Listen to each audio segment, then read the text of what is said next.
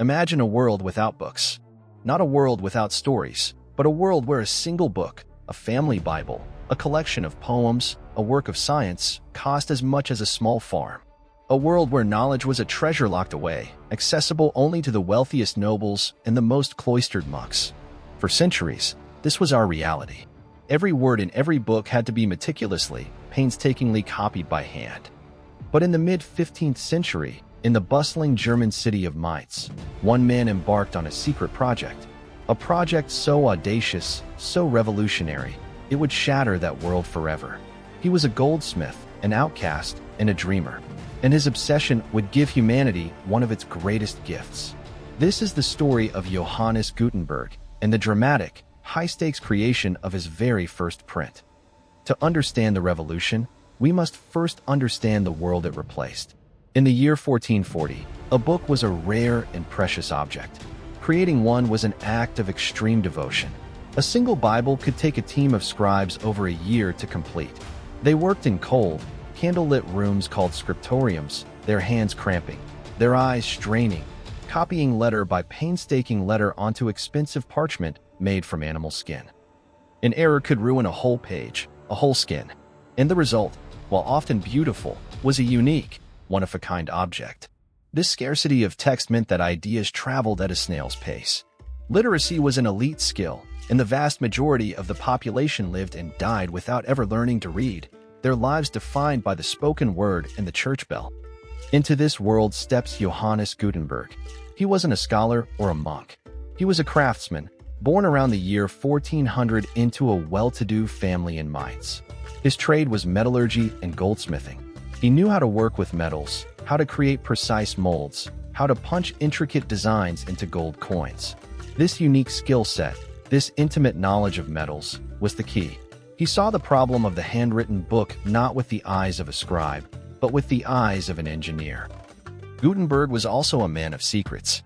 Forced to leave Mainz due to guild disputes, he moved to Strasbourg, where records show him borrowing money for a mysterious venture. He spoke of an art inventor, a secret art and enterprise. He swore his partners to absolute secrecy. What was he building in his hidden workshop?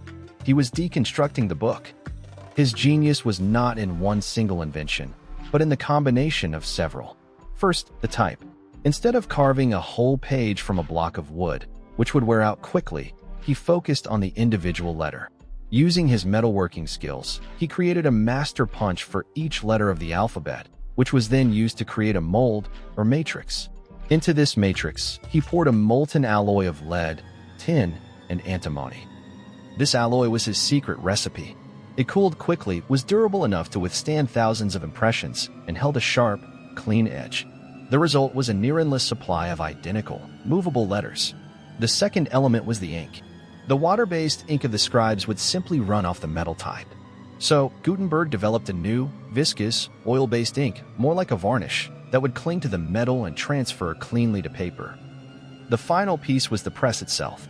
He adapted the screw press technology used by farmers to make wine and olive oil. It was a simple, powerful machine that could apply firm, even pressure, pressing the paper against the inked type. Movable type, oil-based ink, and the screw press. 3 innovations, 1 system. The printing press was born. But this revolution required a fortune. The press was expensive to build, the metal alloy was costly, and a new material, paper, was needed in vast quantities. Gutenberg was a visionary, but he was not a wealthy man. His early experiments burned through his capital. He returned to his home city of Mainz, his dream on the brink of collapse, in search of an investor. He found one in Johann Fust, a shrewd and wealthy moneylender. Fust was not a dreamer, he was a financier. He saw the potential for immense profit. In 1450, he loaned Gutenberg the enormous sum of 800 guilders, enough to buy a small fleet of ships. The contract was clear. This was an investment in a specific project, the work of the books.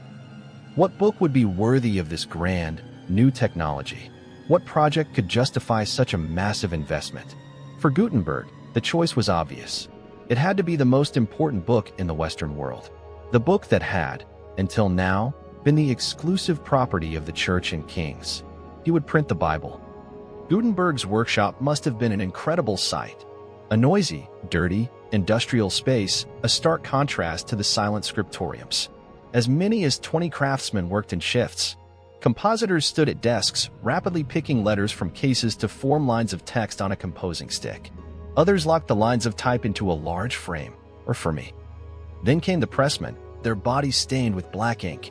They would roll ink onto the type, lay a sheet of paper or vellum, and with a powerful pull of the lever, press the page. A single page, perfected and reproduced in minutes. They aimed to print around 180 copies of the Bible, a task that would have required a small army of scribes decades to complete. The finished product was a masterpiece. Known as the 42-line Bible for the number of lines on each page, it was a stunning achievement. It was printed in 2 volumes, totaling over 1,200 pages. Gutenberg designed a new typeface, a dark, formal script that mimicked the best handwriting of the era. He wanted his printed book to be not just as good as a manuscript, but better. He even left spaces in the margins for illuminators to later add the vibrant, hand-painted decorations by hand. But as the final pages were being printed, disaster struck. The project had taken longer and cost more than anticipated. Johann Fust, the investor, had grown impatient. He had poured another 800 guilders into the venture, and he wanted his return. In 1455, just as the Bibles were on the verge of completion, Fust sued Gutenberg. The court records, known as the Helmsperger instrument, tell a grim story. Fust accused Gutenberg of misusing the funds. Gutenberg argued the money was spent exactly as intended on the work of the books. But the court sided with the financier. Gutenberg was ordered to pay Fust back in full, with interest. He couldn't. The verdict was catastrophic. Gutenberg lost everything: his press, his tools, his unique type, and the nearly completed Bibles. Johann Fust, now in possession of the world's most advanced technology, went into business with Gutenberg's own skilled foreman, Peter Schaffer. They completed the Bibles and sold them, likely reaping the immense profits that should have been Gutenberg's. It was a brutal, heartbreaking end to a decade of relentless innovation. Gutenberg, the man who had conceived it all, was left on the sidelines, broken and in debt. But you cannot sue an idea. Though Gutenberg lost his workshop, the secret was out. The workers he had trained scattered across Germany and then Europe, taking their knowledge with them. Printing presses sprang up in Rome, Venice, Paris, London. The cost of books plummeted. The price of knowledge crashed. The consequences were staggering and immediate. The Renaissance, a rebirth of art and science, was supercharged by the sudden availability of classical texts. Martin Luther's 95 Theses, printed and distributed by the thousands, ignited the Protestant Reformation. Science, law, literature, exploration, every field of human endeavor was transformed. The world we live in today, a world of mass communication and accessible information, was forged in the fire of Gutenberg's press. They would see what they expected to see: weak, undisciplined nomads running for their lives. The knights or heavy infantry would give chase, breaking their own formations in their eagerness to crush the fleeing enemy. They would charge for miles, becoming exhausted, their lines stretched thin and disorganized.